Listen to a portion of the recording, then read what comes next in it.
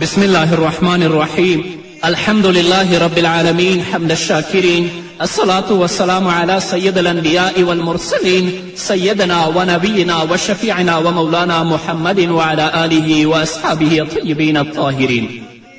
قدرمنو اوریدونکو د ژوند د لارې د خپرونې مینوالو، السلام علیکم ورحمت الله وبرکاته. ستاسو روغتیا او خوشحالي د پاک رب نه غواړم، په دې هیله چې د صحت او عافیت جامې پر تن ولرئ او خوشحالي مو په برخه وي. دا دی زه محمد یاسین فهیم د ژوند د لارې د خپرونې په وړاندې کولو کې ستاسو په خدمت کې یم. زموږ د نن ورځې د خپرونې موضوع بیا هم د ځوانانو موقف او د هغو مسؤلیتونه، فردي یا شخصي لاملونه.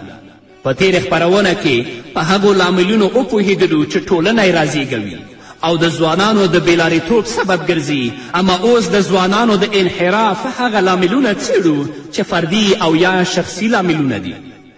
د ځوانانو د انحراف او یا بېلارېتوب فردي لاملونو څخه موخه او مقصد هغه لاملونه دي چې مستقیما د هغو تر شخصیتونو پورې تړاو لري. معنا دا چې دا لاملونه ټولنیز نه بلکې د ځوانانو خپل شخصي زیږنده دي چې د نه پاملرنې په وجه ورسره لاس او ګریوان دي، د سمې لارې نه کږیږي او د ټولنې څه دخل پکې نشته.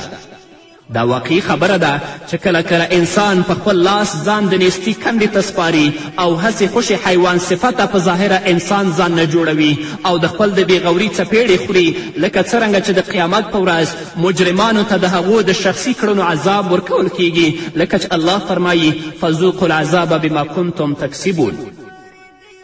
نو په دې اساس هغه لاملونه چې د ځوانانو په انحراف او بېلارېتوب کې د هغو شخصي زیږنده ده، هغه عبارت دي د بېدیني، جهالت، تجرد، بیکاري او خواهشاتو نه.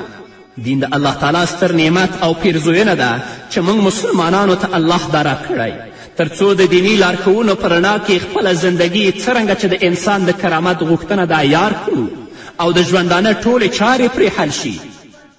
چې انسان په ژوند کې له هر ډول ناکامیو، سختیو، ځورونو او د ژوند ختمولو سره مخ نشي، په سوله ییزه فضا کې سره ژوند وکړي او بیا د ژوند په پایله کې د دې دین په وسیله د آخرت الهي ښېګڼې لاسته راوړي او له سترو عذابونو څخه ځان وژغوري. دا زموږ ایمان او عقیده ده چې دین زموږ مادي او معنوي ژوند برابروي، ښکلا ورکوي او له هر راز ناخوالو څخه یې خوندي ساتي او د ژوند فرموله زموږ مخې ته ږدي. زموږ د دین نوم د دې مفاهیمو په استناد ښکاره دلالت کوي چې خوږ اسلام دی او پوهیږو چې اسلام یعنی د سلامتي دین، د راحت او د هوساینې دین، د سولې او اطمینان دین، داسې دین چې د الله جل جلاله په وړاندې منل شوی، لکه څنګه چې قرآن فرمایي ان الدین عند الله الاسلام. نن نړۍ او په ځانګړې توګه اسلامي نړۍ چې له کومو ستونزو سره مخامخ ده، اصلي لامل یې دا دی چې د دین نه لرې شوي او د دین غوښتنو ته په عملي جامه لبیک نه وایي او که نه د اسلام په ظهور کې اگر که د مسلمانانو شمیر لږ و او معاصر پرمختللي وسایلو نه برخمن نه و، اما د ډیر اطمینان او عزت ژوند نه مستفید ول او په لږ وخت کې د اسلام غږ یې د نړۍ ګوټ ګوټ ته ورسوه او د هغو هڅې وې چې د الله جل جلاله په فضل سره موږ هم مسلمانان یو. د ځوانانو د انحراف او بېلارېتوب فردي لاملونه په اول قدم کې تر ټولو ستر لامل بېدیني ده او هغه دا چې ځوانان په هغه نازک او حساس پړاو کې چې لا ځواني ته نه وي رسېدلي د خپل کورنۍ او مور و پلار دیني لارښوونو ته غوږ نږدي، جومات او مدرسې ته زړه نه ښه کوي، دیني ارزښتونو ته په درنه سترګه نه ګوري، چې په دې توګه د اسلامي شریعت اړوند احکامو نه ناخبره پاتې کیږي او حتی د آخرت له ستر زیان سره هم مخ کیږي، څرنګه چې الله جل جلاله فرمایي ومن یبتغي غیر الاسلام دینا فلن یقبل منه وهو فی الآخرة من الخاسرین. که ځوانان خپلو کورنیو لارښوونو ته غوږ کیږي، جومات او مدرسې سره آشنا شي او دیني زده کړې ترسره کړي، نو هیڅکله به داسې کار ونه کړي چې بېلارې او منحرف شي، ځکه ځوانان د کلک ایمان خاوندان دي او د قوي اسلامي احساس جذبه په دوی کې پرته وي، علاوه له دې نه چې ناوړه کړنو او انحرافي چارو ته لاس نه پورې کوي، نورو ته هم د انحرافي اعمالو د ترسره کولو اجازه نه ورکوي. بېدیني په دې معنا هم ده چې ځوانان د کورنیو څه روزنې نه وروسته د ځواني په مرحله کې په خپل ارادو سره د شیطان په لمڅه او د انسي شیطانانو په دعوت سره انحرافي اعمالو ته لاس پورې کوي، سره له دې چې په موضوع ښه پوهیږي، اما کله چې له څپېړو او سختو کړاوونو سره مخ شي بیا به لاس په لاس وهي او پښیمانه به وي، اما دوزخ نه تیر شوی او بیا نه راتاویږي. نو درنو ځوانانو، راځئ لکه څرنګه چې دین ستاسو د مټو په زور او هلو ځلو سره له خیر القرون څخه دې معاصر شر القرون ته رارسېدلی دیني عملي جامه واغوندو او د غرب شیطاني تبلیغاتو پسې لاړ نشو او په کامله توګه په اسلام کې داخل شو او له هر ډول انحراف څخه ځان وژغورو، ځکه دا دنیا نه پاتې کیدونکې ده او هرومرو فاني کیږي او ستر دلیل یې مرګ دی او د الله په دې مخاطبینو کې شامل نشو. افغیر دین الله یبغون وله اسلم من فی السماوات والارض طوعا وکرها والیه یرجعون. دا هم په یاد وساتئ چې دین ستاسو د ژوند هر ډول غوښتنې پوره کوي او پوهیږو چې په مادي نړۍ کې د انسانانو او بیا خاصتا د ځوانانو ستر مادي خواهش د شهوات او طبیعي غریزې پوره کول دي، اما وګورئ چې دین تاسو ته معقوله او د حیا نه ډکه لار ښودلې ده چې شرعي نکاح ده، نه عشق او عاشقي، نه بد اخلاقي او نه کوڅه ډبي او همداراز نور انحرافي کړنې.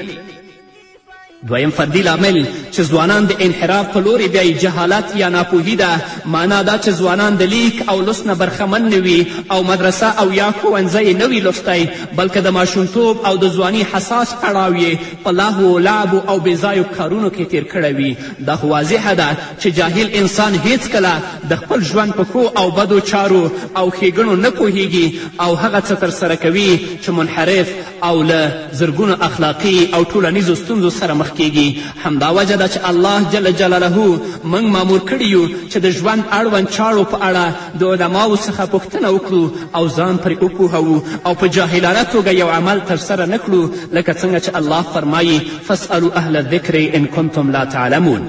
په رښتیا هم نن اکثره ځوانان د خپلو ناپوهیو په وجه بېلارې کیږي او په جهل سره ډول ډول جاهلانه انحرافي کارونه ترسره کوي. په دې اساس جهالت او ناپوهي هغه څه دي چې انبیاو ترې پناه غوښتې، څرنګه چې قرآن کریم د موسی علیه الصلاة وسلام په اړه چې له جهل څخه د الله جل جلاله ته پناه وړې داسې فرمایي قال اعوذ بالله ان اکون من الجاهلین.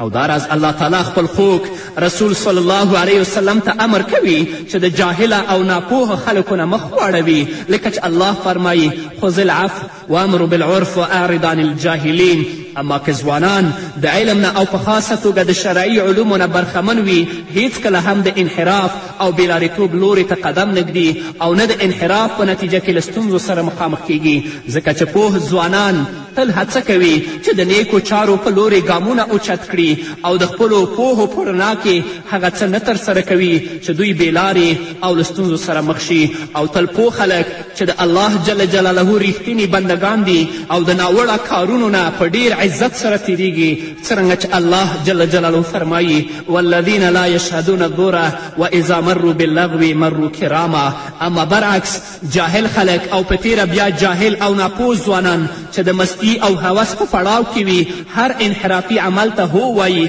او د ناپوهه کړیو سره په هر ناپوهي کې ونډه اخلي. رښتیا هم نن وګورئ چې له دین او دنیا نه ناخبره او جاهل ځوانان څه بېلارېتوب نه دي چې نیک کوي او کوم یو نه یادونه وکړو، بلکې تاسې ټولو ته معلومه ده. نو بناء ځوانانو ته پیغام دا دی چې د جهل کړۍ ماتې کړئ او د علم حکمت په مدرسو کې دننه شئ او ځانونه له هر ډول انحراف نه وساتئ، بلکې له هر ډول انحراف او منحرفینو سره حساب وکړئ او د قیامت له دې علامې نه چې جهل دی الله جل جلاله نه پناه وغواړئ، څرنګه چې رسول الله صلی الله علیه وسلم فرمایلی دي عن انس رضی الله عنه قال سمعت رسول الله صلى الله عليه وسلم يقول إن من أشراط الساعة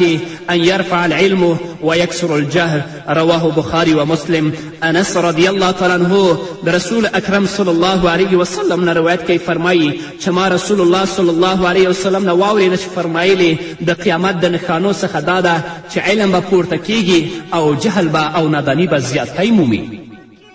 الله رب العزت دې په موږ باندې او زموږ په ځوانانو ورونو او خویندو باندې رحم وکړي تر څو د جهالت او همدارنګه د تباهي کندې ته ونه غورځېږي. الله رب العزت دې زموږ ځوانانو ورونو ته هدایت وکړي. الله دې توفیق ورکړي چې دوی د خپل موقف، د خپل مسئولیت او د خپل ارزښت وپیژني چې یو ځوان د اسلامي ټولنه کې څه ارزښت لري، د هغه څه موقف دی او د هغه څه مسئولیت دی. په همدې هیله قدرمنو اوریدونکو، دا وه زموږ د نن ورځې خپرونه چې ستاسو درانه حضور ته وړاندې شوه. تر بلې خپرونې پورې چې زه بیا هم ستاسو درانه حضور ته راځم، تاسو ټول په پاک رب سپارم. پاتې ژوندم نیکمرغه، ښاد، بریالي او کامیاب اوسئ.